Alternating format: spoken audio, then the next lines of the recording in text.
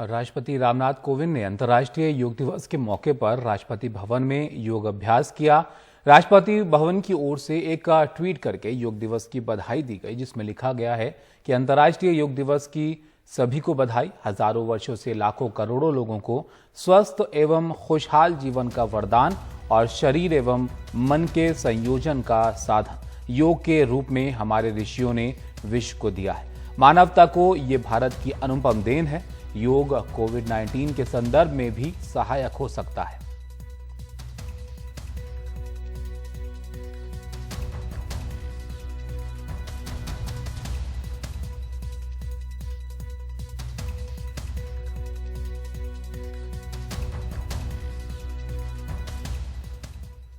योग दिवस के मौके पर आज कई केंद्रीय मंत्री, मुख्यमंत्री और राज्यपाल भी योग कर रहे हैं। उन्होंने भी योग किया।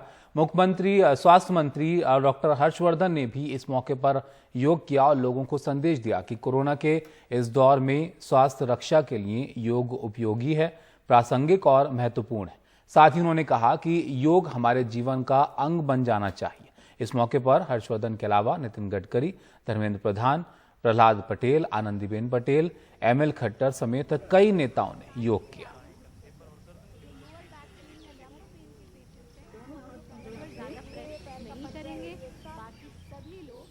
जितना सुगमता जोर से हुए हाथों को वापस नमस्ते की स्थिति में ले आए।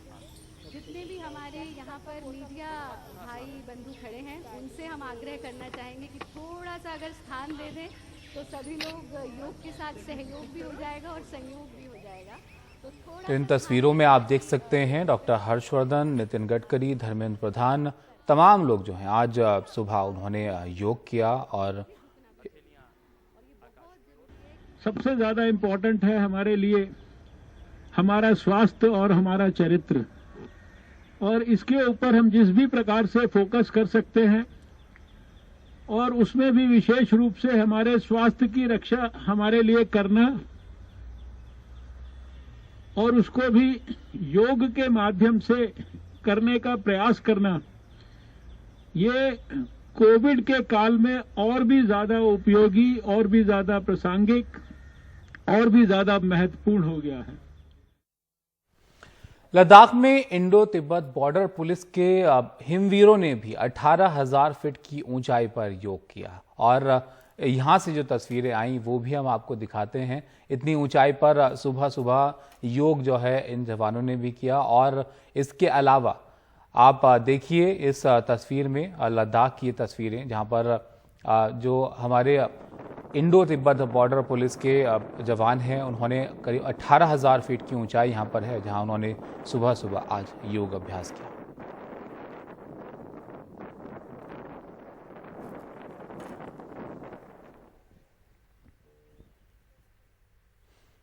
इसके साथ ही आपको तस्वीरें गलवान वैली से भी दिखाते हैं। भारत चीन के बीच पिछले साल झड़प के बाद चर्चा में आई गलवान वैली, गलवान घाटी में भी आईटीबीपी के जवानों ने योग कार्यक्रम को आयोजित किया।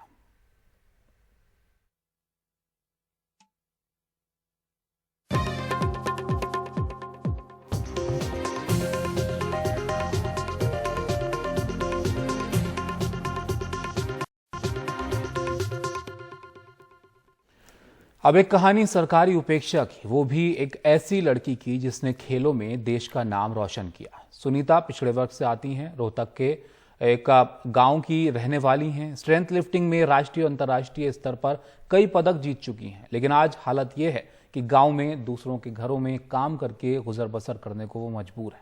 उनका परिवार इतना गरीब है कि 2 जून की रोटी का इंतजाम भी मुश्किल होगा। इसके बावजूद सुनीता अपनी फिटनेस बनाए रखने की कोशिश करती हैं, लेकिन अच्छी डाइट कहां से लाएं, रोटी और मिर्च से कैसे गुजारा चलेगा। खेल की प्रैक्टिस के लिए उनके पास उपकरण भी नहीं है। पेड़ों की टहनियों और ईंटों से जुगाड़ करके किसी तरह प्रैक्टिस करती हैं। हरियाणा के रोहतक की सुनीता देवी ने स्ट्रेंथ लिफ्टिंग में कई राष्ट्रीय अंतर्राष्ट्रीय अवार्ड जीते, लेकिन आज वो अपने ही गांव में दूसरों के घरों में काम करने को मजबूर हैं। जून 2018 में उन्होंने राज्य स्तर पर 52 किलोग्राम वर्ग में गोल्ड जीता। 2020 में बैंकॉक में हुई वर्ल्ड स्ट्रेंथ लिफ्टिंग चैंपियनशिप में भी उन्होंने गोल्ड जीता। कई और प्रतियोगिताओं में पदक अपने नाम किए। इसके बावजूद सरकार ने उनकी कोई सुध नहीं ली। सरकार से कोई मदद नहीं नहीं सर, सरकार से कोई मदद नहीं मिली अभी तक सर। या सिर्फ खोखले दावे हैं? ये तो मेरे को तो नहीं पता सर, लेकिन कोई आगे हेल्प करने के लिए नहीं आया। सुनीता के माता पिता जमुना देवी और ईश्वर सिंह दिहाड़ी मजदूर हैं। सुनीता की ट्रेनिंग और प्रतियोगिताओं में आने जाने के लिए उन्हें महाजन से कर्ज लेना पड़ा। मजदूरी करते हैं। अच्छा, कोई यहाँ खेल लिया जी, घोड़े मेडल है कि याद रहो मेरा नाम पढ़ा लिखा मैं था, मजदूर आदमी आप तो कभी स्कूल में नहीं गए। अच्छा, हाँ जी। उसके लिए मैं इसको 5 लाख रुपए। अब हरियाणा के महम से निर्दलीय विधायक बलराज कुंडू सुनीता की मदद को आगे आए हैं। उन्होंने उसे 5 लाख रुपए विशेष धनराशि देने का ऐलान किया है। इसके अलावा वो उसे ट्रेनिंग किट के लिए 3.5 लाख रुपए देंगे और हर महीने डाइट अलाउंस के तौर पर 10,000 रुपए देंगे। तो मैं इस बात का आप सबको विश्वास और भरोसा दिलाता हूं कि आर्थिक कमजोरी की या आर्थिक दिक्कत की वजह से इसके खेल पे कमी नहीं आने दूंगा, ना इसकी डाइट की और उसकी वजह से। तो मेरी शुभकामनाएं। आज उसी के संदर्भ में मैंने गांव वालों ने वादा किया है कि वो प्लॉट का इंतजाम वो करेंगे। इस बीच अभिनेता और फिल्मकार फरहान अख्तर ने भी खेल मंत्री किरण रिजिजू से सुनीता देवी की मदद का आह्वान किया है। उम्मीद करनी चाहिए कि खेल मंत्री निराश नहीं करेंगे। चंडीगढ़ से मोहम्मद गजाली, एनडीटीवी इंडिया।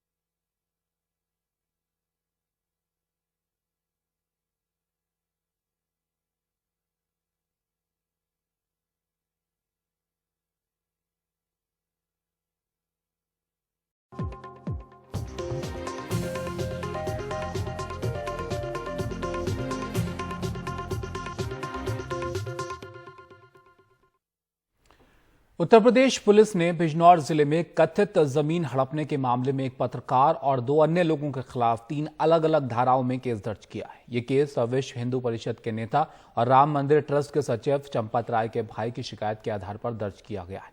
चंपत राय के भाई संजय बंसल की शिकायत पर इस मामले को उठाने वाले पत्रकार विनीत नारायण और 2 अन्य लोगों के खिलाफ ये केस दर्ज किया गया है। इन तीनों पर राय के खिलाफ झूठे आरोप लगाने की साजिश रचने और देश भर के करोड़ों हिंदुओं की भावनाओं को आहत करने का आरोप लगाया गया है। दरअसल कुछ दिन पहले विनीत ने एक फेसबुक पोस्ट में चंपत राय पर बिजनौर जिले में उनके गृहनगर में अपने भाइयों द्वारा जमीन हड़पने में मदद करने का आरोप लगाया था। पोस्ट में विनीत ने राय पर आरोप लगाया था कि एनआरआई अलका लाहौटी के स्वामित्व वाले एक गौशाला में अपने भाइयों को 20,000 वर्ग मीटर जमीन हड़पने में उन्होंने मदद की। ये जो सोशल मीडिया पे वायरल हुआ है पोस्ट, वो चंपत राय जी के खिलाफ अनर्गल टिप्पणी और बदनाम करने की एक साजिश है। दूसरे, उन पर जो आरोप लगे राम मंदिर निर्माण के ट्रस्ट में चंदे के चक्कर में, उनके उसकी एवज में भी जो है इन लोगों ने खुंदक खा के और ये दुश्मनी इस तरह से ये निकाल रहे लोग। और इन्हीं आरोपों के सिलसिले में चूंकि घर को बदनाम किया है, हमारी मान सम्मान को, प्रतिष्ठा को ठेस पहुंची है, उसके एवज में जो है हमने ये मुकदमा दायर किया। संजय बंसल के भाई श्री चंपत राय जी जो विश्व हिंदू परिषद के शीर्षस्थ नेता हैं, श्री राम जन्मभूमि में अग्रणी भूमिका निभाए हैं। इनके खिलाफ जो आरोप अभियुक्तों द्वारा लगाया गया है जनपद बिजनौर एवं नगीना में, सारे आरोप मिथ्या एवं निराधार हैं एवं इनके परिजन पर भी जो आरोप लगाए गए हैं प्रथम दृष्टया सारे आरोप मिथ्या एवं निराधार हैं। संपूर्ण तथ्यों की जानकारी की जा रही है, विवेचना गैजेटेड अफसर के पर्यवेक्षण में की जा रही है। विवेचना के आधार पर अग्रिम विधिक कार्रवाई की जाएगी। ओडिशा की राजधानी भुवनेश्वर में 10,000 में एक बच्चे को बेचा गया, जिसे पुलिस ने खोज निकाला है। चाइल्ड लाइन ने माता पिता के खिलाफ मामला दर्ज किया है।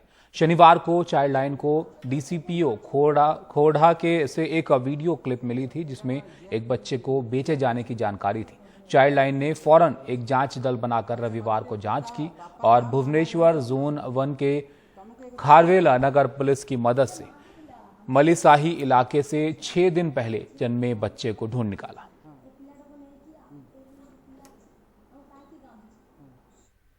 उत्तराखंड के चंपावत में भारी बारिश हुई है और बारिश की वजह से कुमाऊं इलाके में लैंडस्लाइड हुआ है। लैंडस्लाइड की वजह से निर्माण के कामों को रोक दिया गया है। टनकपुर पिथौरागढ़ रूट पर लैंडस्लाइड की वजह से कई जगहों पर आने जाने के रास्ते को नुकसान होने की भी खबर है। इन दिनों पूरे उत्तर भारत में भारी बारिश हो रही है और इस वजह से नदियों का जो जल स्तर है वो बढ़ा हुआ है। वाराणसी में गंगा नदी का जल स्तर बढ़ गया है और लोगों को सावधानी बरतने के लिए यहां पर कहा गया है।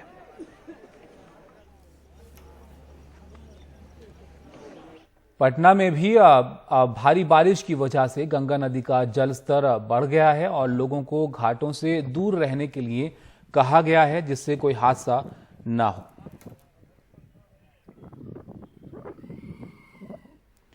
पटना में भारी बारिश हो रही है, जिसकी वजह से कई इलाकों में पानी भरने की भी समस्या जो है वो देखी गई है। इस वजह से लोगों को परेशानी का सामना करना पड़ रहा है। लोगों का कहना है कि हर साल बारिश के मौसम में यही हाल रहता है। सरकार के दावों के बावजूद परेशानी खत्म नहीं हो रही है।